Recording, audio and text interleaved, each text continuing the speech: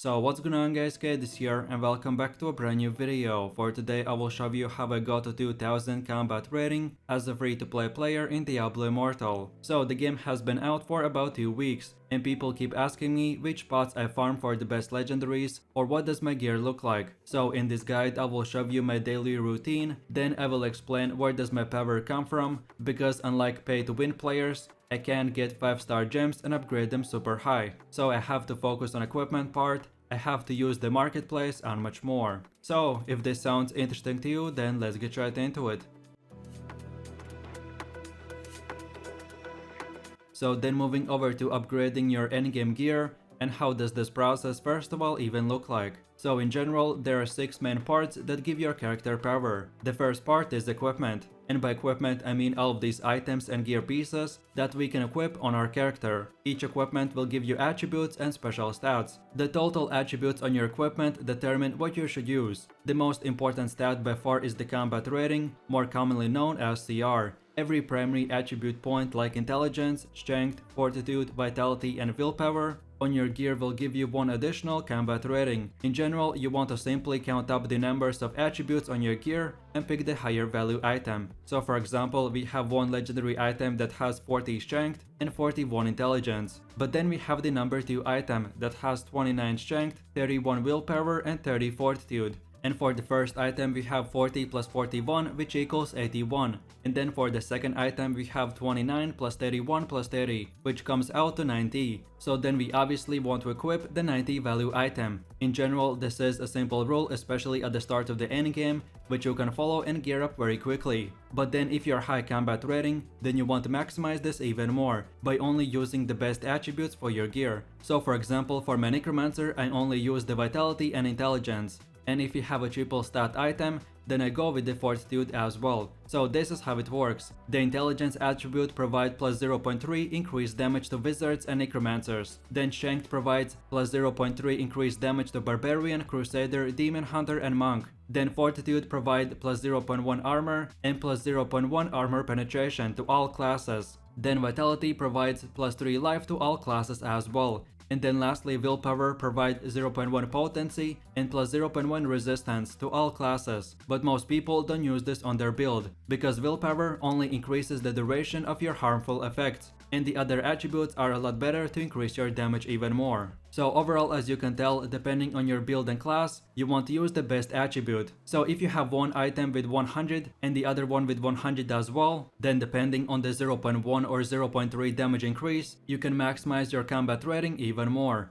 So then moving over to the second part, which is upgrading and reforging. So you can go to any blacksmith and upgrade your gear to higher rank, which in return will make your attributes and combat rating a lot higher. The way you upgrade gear is by farming bunch of dungeons or open world spots. And the items that you don't use, you want to salvage them, and from salvaging you will get scrap material, and then you can use the scrap material to upgrade your gear. White and blue items will give you scrap material, then yellow items will give you enchanted dust, and legendary and set items will give you glowing shards. So what I usually like to do is farm till my inventory is full, then I go back to the town to salvage and to clear out my inventory, and this will give me scrap material that I can later use to upgrade my gear. So then moving over to the third part, which are gems. And gems are used to again improve your stats and increase your combat rating. The way gems work is that you can obtain a bunch of gems and put them on your gear, but then on top of that there are normal and legendary gems, and both of them give separated stats. So normal gems you can only put on your left side gear, but then legendary gems you can put on the right, aka the main side of your gear.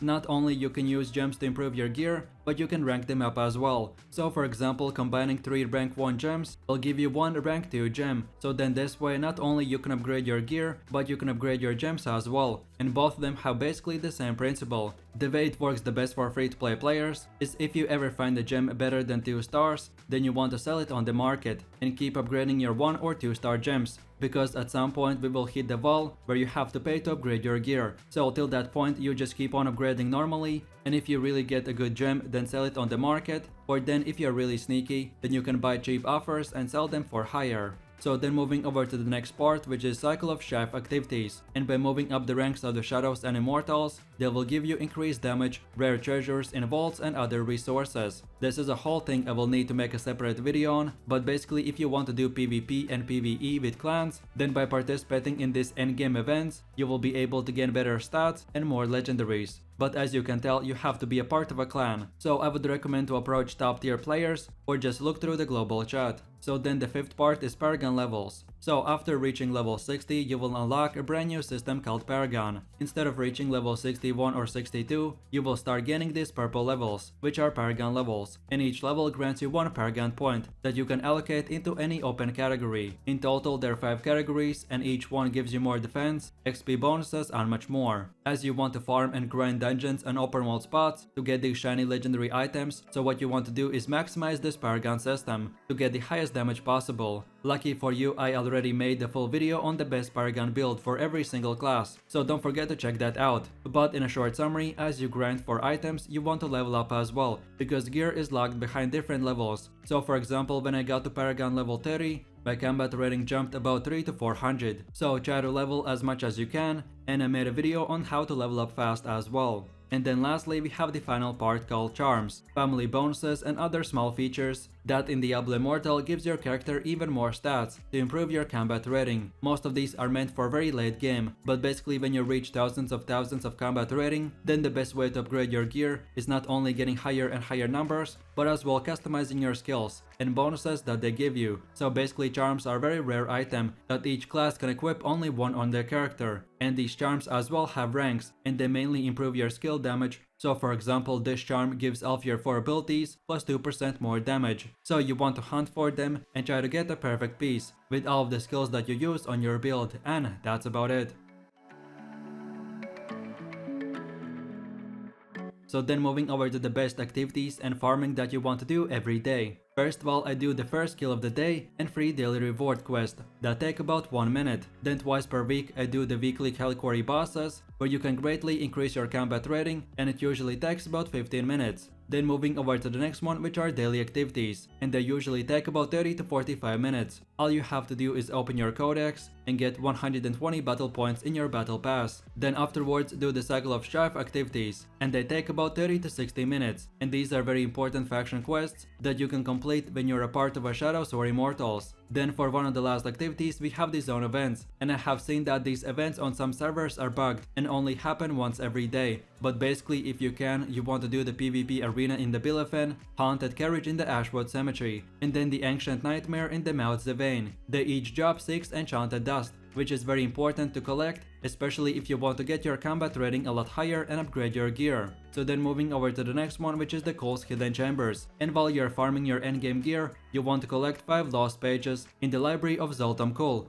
And here is a simple map that you can use to see every single page location. But then in the meanwhile, while you're there is a chance that an open world boss will spawn. So if you ever see a bunch of players gathering in one spot, or if you see a notification in open world chat, then go to that boss spawn, and you will be able to get really good jobs and materials, which will be useful to upgrade your gear. So then moving over to the next one, which are bounties, and you want to complete them 8 per day. They won't give you super good rewards, but they're still very important for free gold and XP. And for free to play players, we need to utilize and take advantage of every single system that the game has to offer. And then lastly, we want to run few dungeons, and each dungeon usually takes about 5 minutes. And each day I do about 10 or 20 of them with 3 other players. Doing these dungeons is very important because every week this dungeon changes and you can get different set items, which is a huge power spike that you can get for your combat rating increase. So to see which dungeons you want to do, go to the codex, and here you can see 2 dungeons this week that you want to farm, because these ones will give you better luck of getting specific items and much more.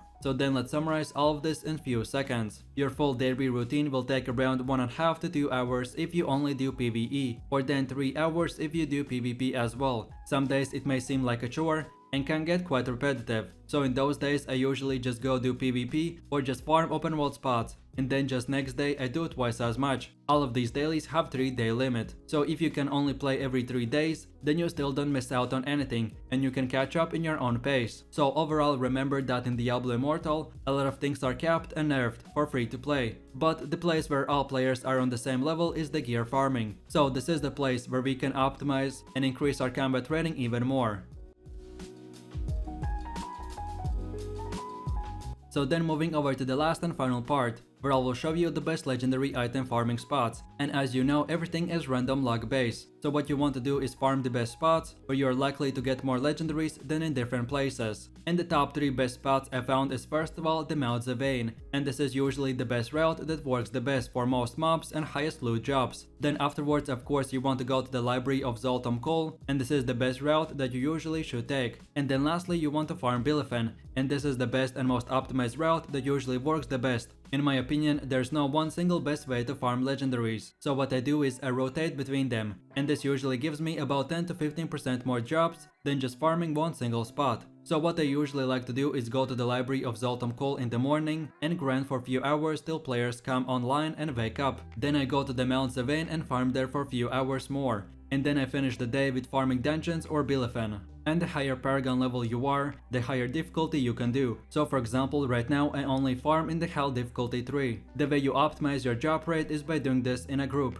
but if you can, then you can do this solo as well, but it will be a bit slower. But then besides that, few other tips that help me farm is to change my sleeping schedule. So for example, instead of going to sleep at 2 AM and waking up at 10, I go to sleep at 10 PM and wake up at 6 AM, and this way I can start grinding when most people are still sleeping. Then of course, the second best thing to do is play in not very populated server. And if you already have a main character in the popular server, then at least I did it for my 2 alts. I created them in a different server, and my alts are having a bit easier time to farm gear, and as the server doesn't really matter if you're only doing PvE content, so this just works out perfectly for me. And then lastly, of course, to optimize your runs, you want to use the best build, and lucky for you, I have made already full endgame build guides for every single class, so check them out, but specifically for my Necromancer, this is how my gear looks like. So for my offhand I have the Baleful Trinity with a Seeping Bile gem, then for my main hand I have the Desolatoria with the Blood-Soaked Jade, then I have the Sacral Causes leg armor with a Zode Stone gem, then the Rotspur shoulders with the Carsen's Invigoration, then the chest armor called Ever-Grasping Wetmans with the Berserker's Eye gem, then the head armor called Visitant Sign with the Everlasting Torment gem,